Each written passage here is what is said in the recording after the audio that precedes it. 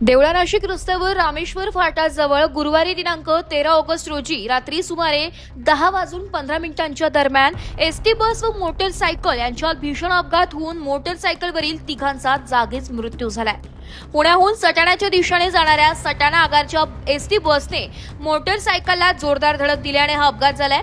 मिळालेल्या माहितीनुसार पुणे सटाणा आगाराचे बस क्रमांक MH14 LX 7851 पुण्याहून सटाण्याच्या दिशेने जात असताना भावडबारी घाट उतरून रामेश्वर फाट्यावरील एका हॉटेलजवळ MH17 AY 2341 क्रमांकाच्या मोटरसायकलला जोरदार धडक दिली आहे। अपघाताची तीव्रता इतकी भीषण होती की मोटरसायकलवरील तिघेही बसच्या चाकाखाली आल्याने मृतांच्या शरीराचा अक्षरशः चेंदामेंदा झाल्याचं प्रथमदर्शनींच्या वतीने सांगण्यात आलंय।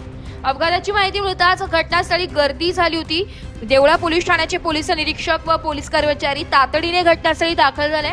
पोलिसांनी स्थानिक नागरिकांच्या मदतीने मृतदेह बाहेर काढून रुग्णवाहिकेकडून देवळा ग्रामीण रुग्णालयात दाखल केलाय।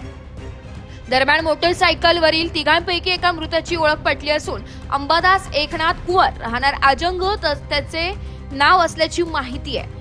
ते भऊर येथे कामाला असल्याचे प्रथमदर्शन समजतंय। उर्वरित दोघांची ओळख पटवण्याचं काम सुरू आहे।